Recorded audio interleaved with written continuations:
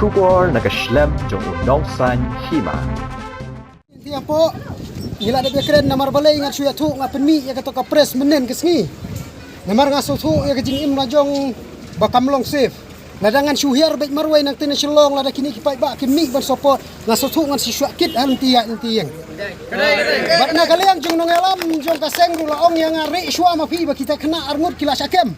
Ngangong ngam dan kam benri. Ngahap benmi namar balai ngam kwa bai kena jongin kem kum bakem kesau. Gila ada keren tu tanat lu. Ya kita di belah syakem. Ai ka kut kan peniak namar baya ki ong bakidai ki long tangkum ki witness. Kim pala ban pensisya ba ki don keti ban peniap. Bad haka juga pon nak kalian jongi ngila maham tenge banang ne syakmat.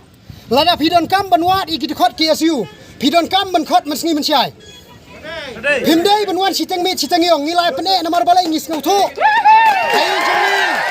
Kiwan khendra kila long tik. Bang ade utau lekno ubadan ka eke hapo yeng. Kila ker pelun berokoi gayeng. Ngadu imei jongi hinmen para jonga kila eting mensyong mersa ayeng. Ndrai kejing sa jonga po shlong dai bangamla ban pendep kam. Ndrai maki kila syukwa baik tang mensyuk kem. Ngimtip lada kiyo yang ah to kamit lesi kila bom kelenti ai. Kadai pulit lana. Ngingi sautu ya kata. Takadau nak kalian jonga bangan syuhir menin sane ban sautu iki dikot belasa kem. Kumudong alam ngadan ke jingkit kia nak mentaj jongki.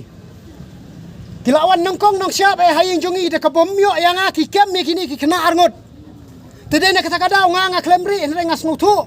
Bayok ki kem syuk nang dai sekmat ngawan ben mi ngol ada pidon kam mensngi ngen syai ngene keren. Mensngi mencai ngene keren. Tede nak kene kadau nak kalian jongi kaseng. Nyis nutu ban ngila de pentikana. Nak kalian jong SDPO la shim mi kene ke jingkit kli. Banang ne sekmat dengi don kam syuk ngin hab ban khot mensngi mencai ban shim jingkli ki.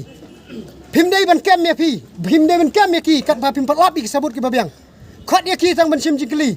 Kaja ayu, mentangi ngila ong batang sutres ekolocation bangi na kalian kaseng ngidon hak to kajaka pin su kem lut.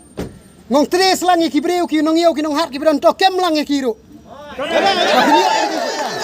Tres ekolocation ya ki dikar ki badan hak to meeting ru kem ya ki ru. Balai ban tres tang location ju ki nong alam ju kaseng.